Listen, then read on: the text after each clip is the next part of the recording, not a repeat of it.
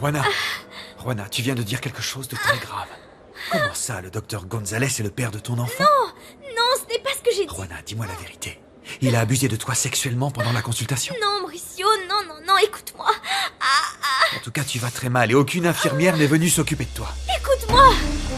Je suis venue dans cette clinique pour faire un check-up. Tu me l'as déjà dit. Je te promets que tu pourras tout me raconter plus tard, mais pour l'instant, il faut que quelqu'un vienne. Écoute-moi, s'il te plaît.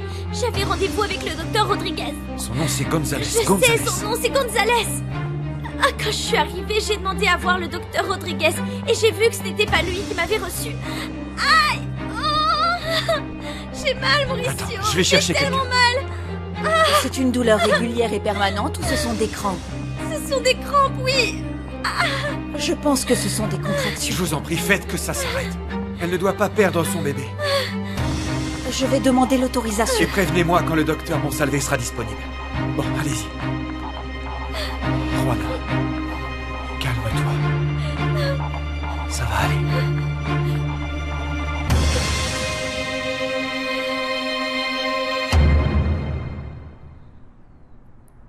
C'est la liste de tous les vendeurs de vin de la ville. Mais je ne vois aucun sceau ni aucune marque qui pourrait identifier ce baril. Soulève-le, Paco. Je veux regarder.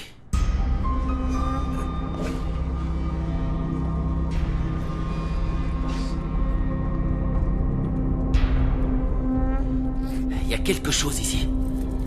Voyons ça.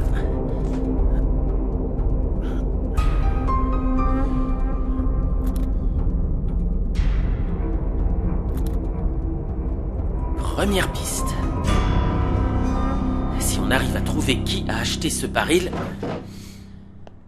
on pourra découvrir qui l'avait avant que Piranha finisse dedans.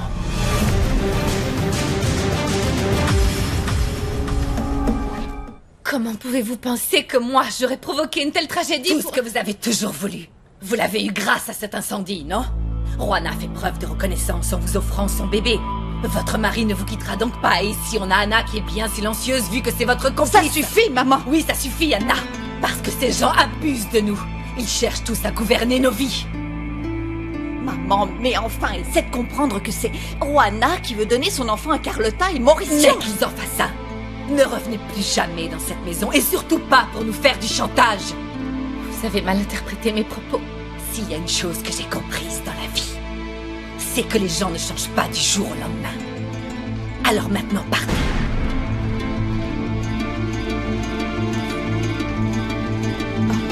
Carlotta...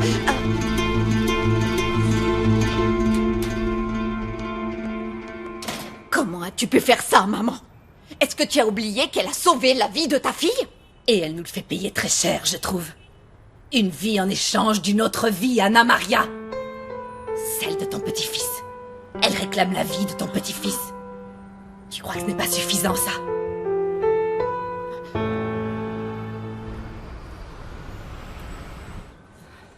Qu'est-ce qui t'arrive, mon amour? Ne te mets pas dans cet état. Rogelio n'est pas stupide et moi non plus. Ne crois pas que j'ignore encore qui tu es en réalité. Et qui je suis? Une femme entre le marteau et l'enclume? Ou une femme entre un père et son fils? Oui, tu es un imbécile. Pas parce que tu as confiance en moi, mais parce que tu aimes un homme qui ne t'aimera jamais en retour. Mon père m'a toujours donné tout ce que je voulais. Erreur. Ton père a simplement appris à satisfaire tes caprices, c'est tout. Tu n'as fait que modifier quelques chiffres dans un livre de comptes, tu sais, et jouer à l'espion au sein d'un journal. Tout ce que tu as fait, tu l'as fait pour lui, pas pour toi. Je t'offre une vraie mine d'or et tu te contentes de la regarder de loin.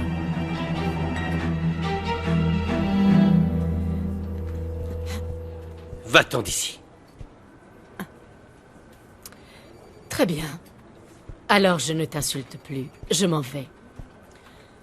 Mais avant, réfléchis à quelque chose, et c'est la dernière chose que je te dirai pour essayer de te faire ouvrir les yeux. Que se passerait-il si tu devenais un problème aux yeux de Rogelio? Si jamais quelque chose ou quelqu'un faisait de toi un obstacle à la réalisation des projets de Rogelio, qu'est-ce qu'il ferait? Il se sacrifierait pour toi comme doit le faire un père, hein? Ou supprimerait-il le problème, comme il l'a toujours fait?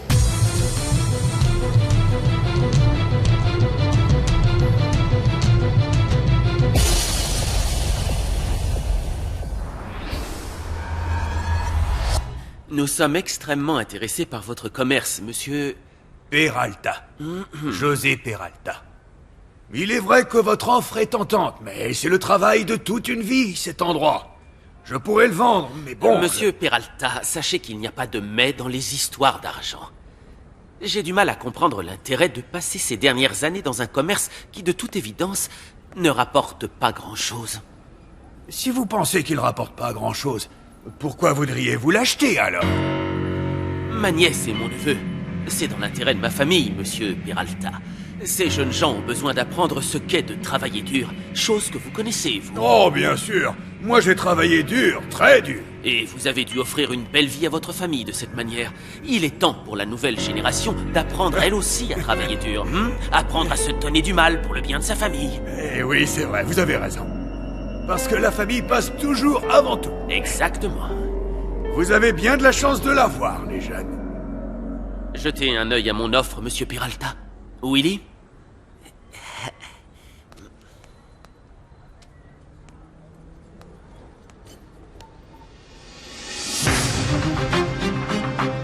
Dieu Tout-Puissant. En effet, Dieu et son ombre nous ont réunis ici, vous, ma nièce, mon neveu et moi, dans le but de nous rendre heureux.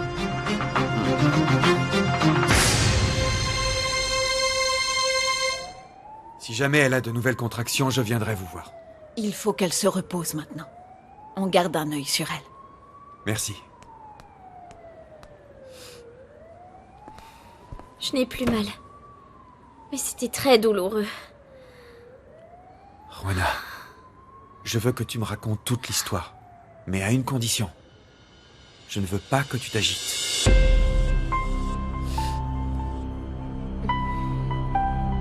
Eh bien, je me préparais à aller étudier à Los Angeles avec la bourse que j'avais gagnée.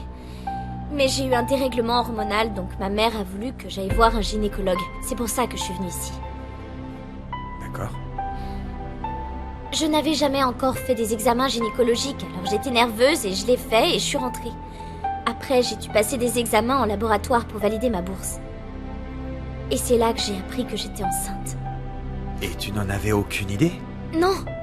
Je ne comprenais pas ce qui s'était passé. J'ai même fait refaire les examens. Je ne comprenais vraiment pas ce qui s'était passé. J'ai fini par comprendre en apprenant qu'une banque de sperme avait perdu des échantillons. C'est dans cette banque de sperme que j'ai perdu tout espoir de jamais devenir père. Oui, je sais. Je ne vois pas le rapport entre ta grossesse et cette histoire. C'est mon oncle Manolo qui a lu cette information dans le journal. Et il m'a dit que cette clinique où nous sommes était également un centre de fertilité. Et c'est ici que j'ai fait mon check-up. À ce moment-là, j'ai compris que c'est ici qu'on m'a fait tomber enceinte. C'était ce docteur. Ce docteur m'a inséminée par erreur. Juana, comment peux-tu être aussi sûre que tu as été inséminée par erreur? Tu crois vraiment être venue pour un check-up et être ressortie enceinte? C'est la vérité, je te le jure. Tu es vraiment certaine que cette grossesse n'est pas le résultat de je ne sais pas, d'une relation amoureuse ou d'une histoire sans lendemain? Oui, Mauricio. J'en suis sûre et certaine parce que je suis encore vierge, Mauricio. Je n'ai jamais couché avec un homme.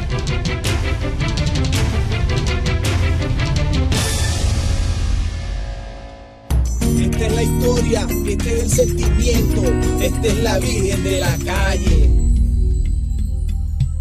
Siento tu voz, siento tu luz paseando dentro de mí. Siento tu vida en mi vida, quiero que tus besos curen mis heridas. Contigo rompo cadenas, contigo siento el valor. Luchar si vale la pena, no siento ningún temor. El camino del destino nos une para siempre y amanecer con tu presencia y la esperanza de tu amor, de tu amor.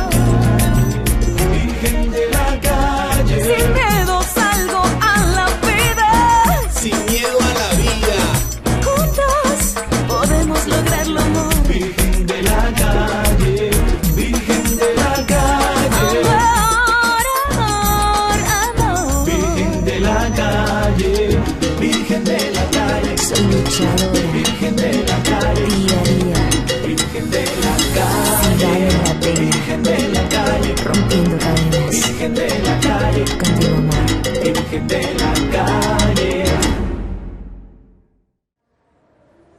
Alors, tu te sens mieux? Oui. Oui, mais je suis en colère d'avoir dit tant de choses que je ne peux pas effacer. Maintenant, je me sens stupide. Ne sois pas si dur envers toi-même. Mauricio, j'ai vraiment honte que tu saches autant de choses sur moi. Juana, tu n'as pas à avoir honte. Tu sais, être encore vierge, Je c'est... me consacrais à mes études et à ma bourse, tu sais.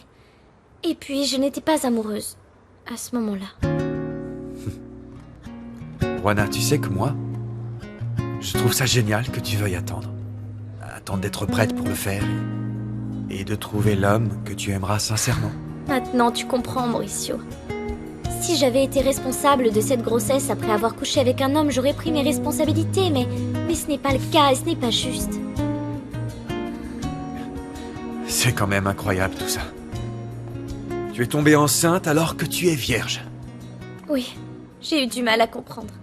J'ai même cru que quelqu'un m'avait droguée et violée à un moment. Je suis allée voir une gynécologue qui, bien sûr, ne me croyait pas non plus avant de m'examiner de constater que oui, je suis vierge. C'est difficile à croire. Oui, ça l'était aussi pour ma mère et pour toute ma famille. Jusqu'à ce que je leur montre mes examens et qu'ils voient que je disais la vérité. C'est un cauchemar. Je suis désolé, Juana, que tu doives traverser cette épreuve. Quand j'ai vu le docteur, j'étais hors de moi. Ce n'est pas juste. Il va devoir payer pour ce qu'il m'a fait.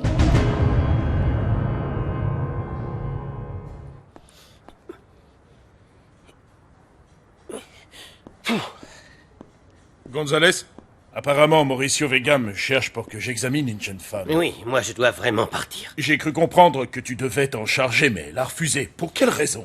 Je n'ai rien à ajouter, mon Salvé. Dis-moi, est-ce qu'il s'est passé quelque chose avec elle?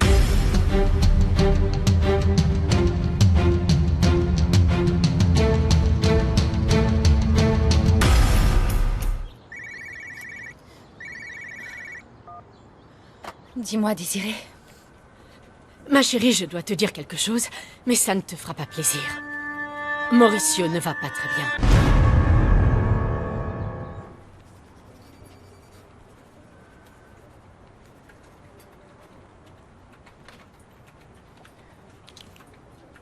Tu sais, Alfredo, il y a quelque chose qui me semble étrange. Qu'est-ce que c'est? Ce n'est peut-être qu'une coïncidence, mais pile au moment où tu décidais de ne pas vérifier les activités de ton père, Désirée est arrivée et elle a donné l'ordre de faire le contraire. Et? J'en sais rien. Je crois que c'était personnel. Ton père, je lui ai toujours fait confiance, tu sais. On sait tous que c'est un homme bien. Mais j'ai l'impression que Désirée essaie d'agir contre lui. Tu ne crois pas? Vivi, c'est une histoire entre elle et lui. Et si jamais tu avais raison, je reste ton patron et tu dois faire ce que je te dis. Oui, je sais, mais bon. Elle est l'actionnaire principal. Je sais, et alors? Si jamais elle apprenait qu'on n'enquête pas sur l'entreprise Rivas, elle pourrait le dire à Mauricio et tu ne serais pas viré. Mais moi, oui. Que se passerait-il si tu devenais un problème aux yeux de Rogelio? Si quelque chose ou quelqu'un faisait de toi un obstacle à la réalisation des projets de Rogelio, qu'est-ce qu'il ferait? Il se sacrifierait pour toi comme doit le faire un père, hein? Ou supprimerait-il le problème, comme il l'a toujours fait? Ne t'inquiète pas, Vivi, personne ne va te virer. Désiré ne va rien lui dire et si jamais c'était quand même le cas, je me battrais pour toi. Eh oui. Oui, on va surveiller l'entreprise de mon père. Ok. On va faire ça. Quel est le problème, Vivi? Eh bien, je n'ai absolument pas confiance en elle. Je ne veux pas que ça te retombe dessus. Je sais que tu saurais te sortir d'une situation aussi grave, mais bon, on n'est jamais trop prudent, tu sais. Surtout quand il s'agit de personnes mal intentionnées.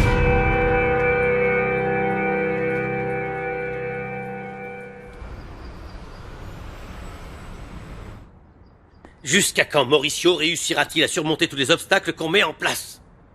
On avait réussi à l'envoyer en prison. Et pourtant, il est libre. Comment il fait ça? Il va s'affaiblir, Raphaël. Il va finir par s'affaiblir et c'est une bonne chose pour nous. Mais pour un homme qui va s'affaiblir, il semble plutôt se renforcer à chaque fois.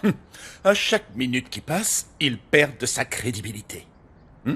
C'est le bon moment pour nous. Jamais il n'a été dans cette situation. On a toutes les chances de gagner. Et en plus, le doute a été semé.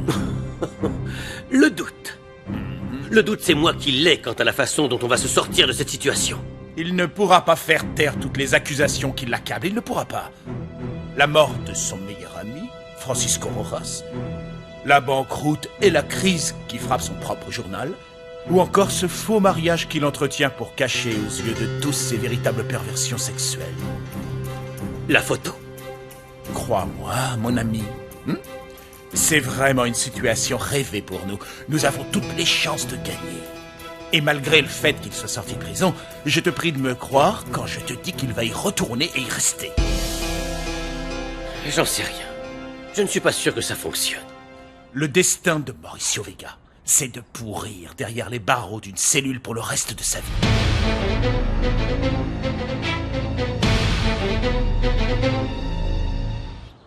Non, attends une minute, je ne comprends pas. De quoi tu parles? Quel groupe? Et pourquoi Mauricio est allé avec Juana?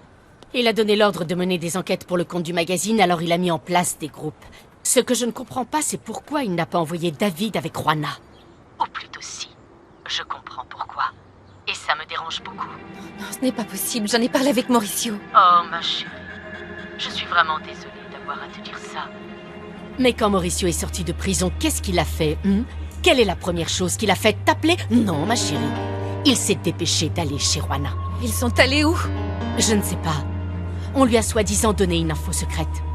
Ce que tu fais, ce n'est pas bien, Carlotta. Cette fille est bien plus dangereuse qu'il n'y paraît. Je ne sais plus quoi faire. Il faut que tu la fasses disparaître. Tu as toujours été réglo, toi. Cette fille, en revanche, non. C'est tout ce que je peux te conseiller, Carlotta.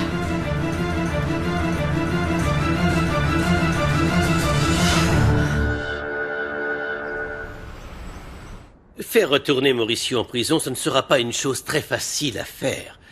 Comment penses-tu y arriver, Rogelio? Tout d'abord, on doit laisser Mauricio prendre part aux élections. Mais tu es devenu fou!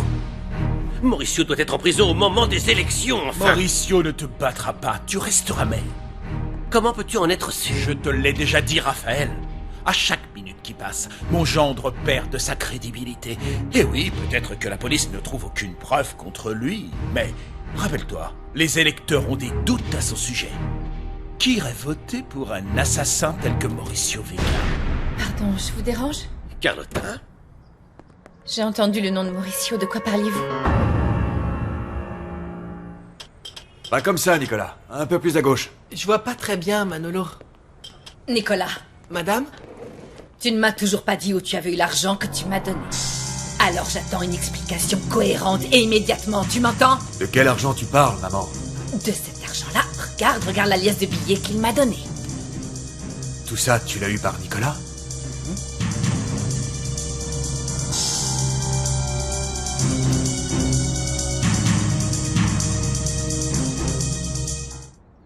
Oui. Nous sommes tous soulagés que Mauricio ait pu si vite sortir de prison. C'est une bonne chose. Oui, c'était une sale histoire.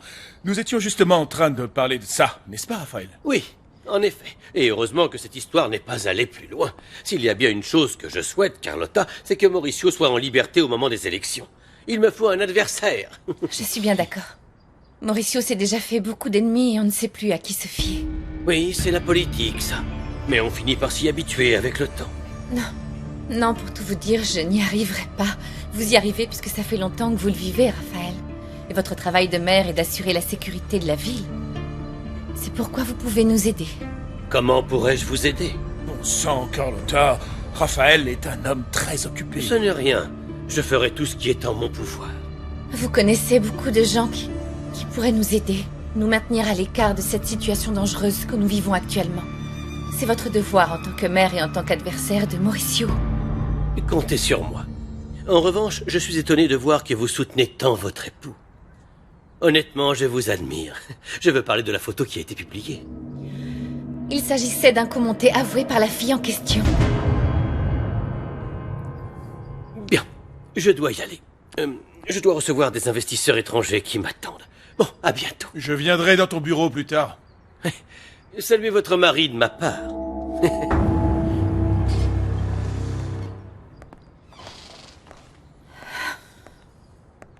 Ma chérie, quelque chose te préoccupe? Tu as l'air très inquiète, Carlotta.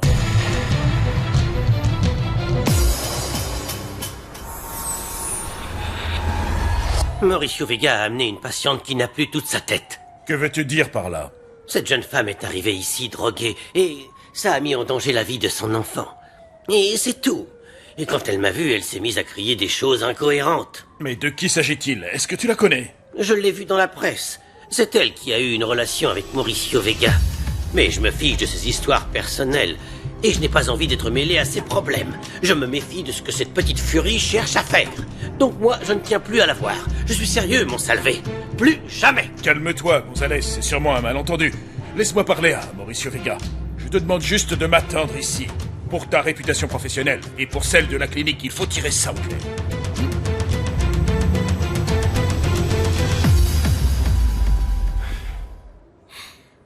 J'étais venue parler au docteur qui m'avait reçu. Mais c'est le docteur Rodriguez qui est arrivé. Et donc évidemment, en se voyant, on ne s'est pas reconnu. C'est normal, vu que c'est le docteur Gonzalez qui m'avait reçu. Juana, tu crois qu'il t'a confondu avec une autre patiente? Je ne sais pas. Je ne sais pas ce qui s'est passé. Mais quand je suis revenue avec mon oncle, après avoir deviné ce qui était arrivé, j'ai demandé mon dossier médical, mais il n'y en avait pas. Il a disparu. En arrivant, ils m'ont demandé ton assurance. S'ils avaient eu un dossier médical à ton nom, ils ne m'auraient rien demandé, c'est sûr. Ils ont dû l'effacer. Ils l'ont effacé parce qu'ils savent qu'ils sont en tort.